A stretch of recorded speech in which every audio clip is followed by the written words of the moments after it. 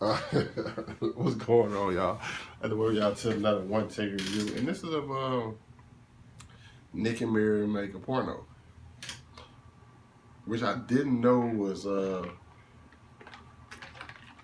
written and directed by Kevin Smith. I'm a Kevin Smith fan. I'm a fan of like a lot of his work, like some of his earlier work. I haven't just caught up on like all his recent stuff just yet, because I became a fan like. I'm gonna say probably throughout the past year, went back and watched some old stuff, and then from his like YouTube channel and stuff like that. It just seemed like a cool dude.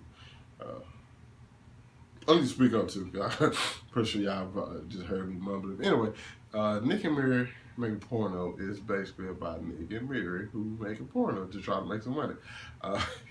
This is crazy. Elizabeth Banks stars as Miri. Fucking fine as hell, bro. Like, I ain't lying. Seth Rogen stars as Zack, and you have Craig Robinson who's in it. Like, I'm telling you, Seth Rogen's in it, but what Craig Robinson gonna be in? I love that dude. Funny as hell. He's funny as hell in this too. This is just a funny ass film. Basically, it starts off well. It goes back in time. No, I'm tripping. Not go back in time, but they have a class reunion. They have a class reunion coming up, and Seth Rogen didn't want to go to like any shop to watch her like try on. They're roommates, you know. They've been friends for like years, like 20-some odd years, and they just they room together. They never had like, any sexual like conversation between the two, but they never looked at each other like that. They just always thought like, hey, this my friend, and like they've been friends that many years. It's like, nah, we're not gonna try anything like that. They never even tried it or thought about it. So there's one day she's in there getting dressed. And in the store where she worked, the coffee shop where he works at, with like two customers, and then they record her getting dressed. She has on like some granny panties and so on. And that video ends up going viral. They didn't realize until they got to their class reunion that the video went viral, and they called granny panties, granny panties and something.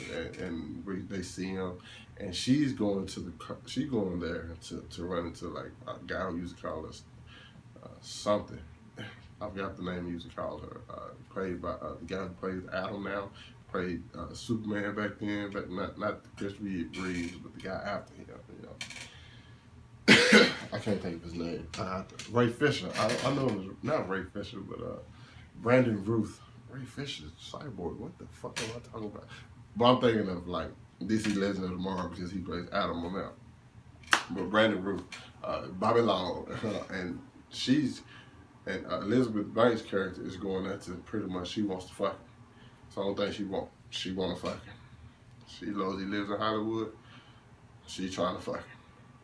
Does not realize he's gay. Yep. He wants a dick.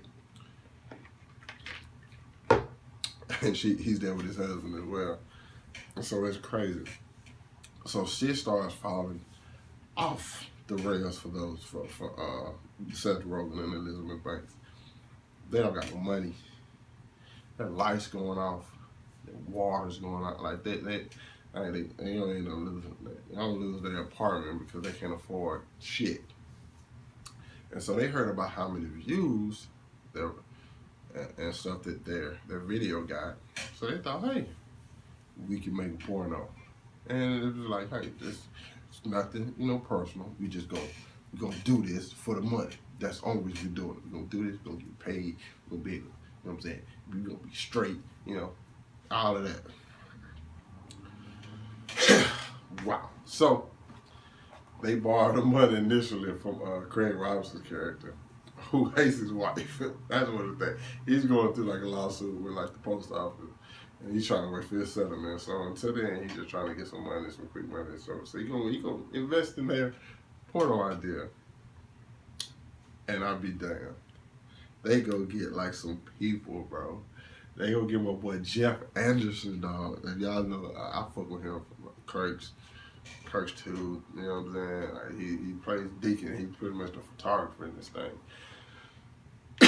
And they also get my boy Jason Mewes. Well, I'm pretty sure Kevin Smith brought along. It's just like, because I know Jason Mewes is pretty much down for whatever in these films. Like, there is a scene with him toward the end where it's just like, okay, he just really don't give a fuck.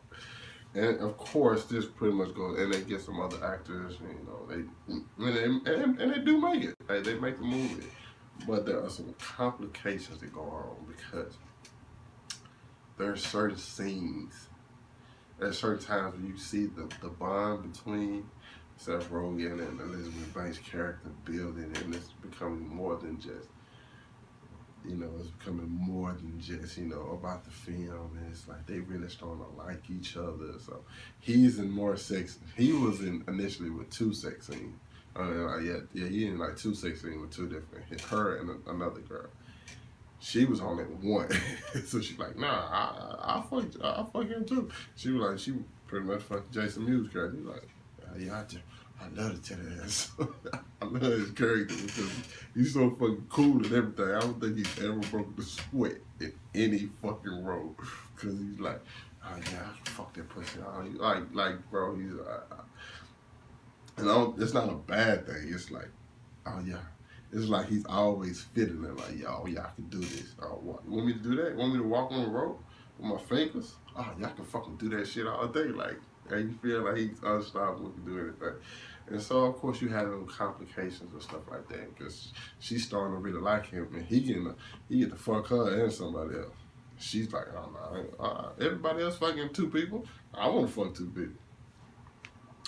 So he put her, and that's when things start to crumble, and production, and because they some of these porn names were just fucking like Kevin Smith created. I should have known. I really should have known because you get funny shit, and also for me, for Kevin Smith, you get like some great dialogue between characters. Even though it might sometimes involve a lot of cussing and a lot of like gritty, crazy shit, but you're gonna get some great dialogue. That's one of my favorite things I like about Kevin Smith. You get great dialogue with your characters. That he know how to get down his characters phenomenal out of his actors. Like, how to get that out of.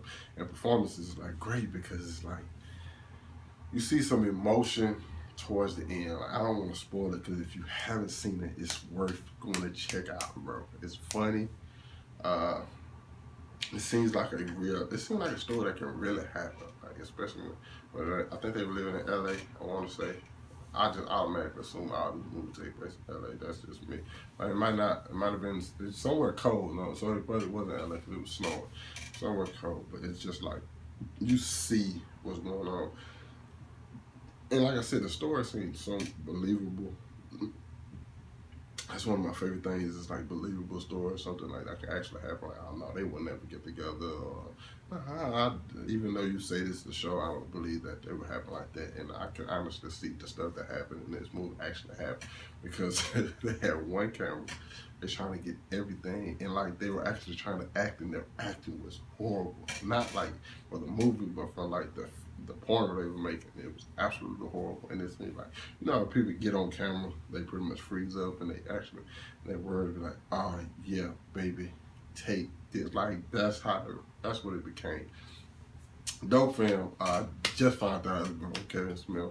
That just bumped it up for me, even though I already liked it. But like, it was dope, funny. Go check it out if you haven't already seen it.